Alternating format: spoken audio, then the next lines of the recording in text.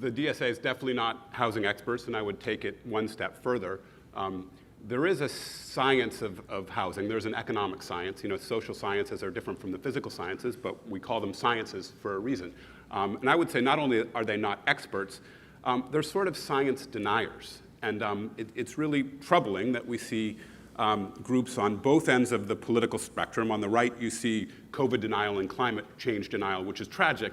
Well, on the left, we see the DSA, who's completely uninterested in economics. And there's a vast, overwhelming majority of economists who say, rent control is ineffective public policy. And so not only are they not experts, they're in the category of science deniers.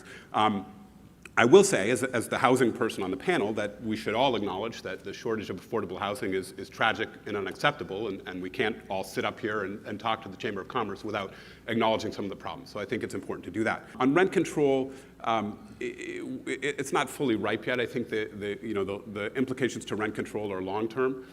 We talked about the Green New Deal, and the Green New Deal has been nothing short of a disaster, and I think there's empirical evidence to support that. Jim mentioned the homeless shelter that couldn't be built because of the Green New Deal. For us, for our business, it means we're now not looking in Portland, we're looking outside of Portland, and I know most of our colleagues in the development community are in the same boat, and we're starting to see data. There are thousands of, there's thousands of units in the housing pipeline in Westbrook and now in South Portland, and there's almost zero in Portland.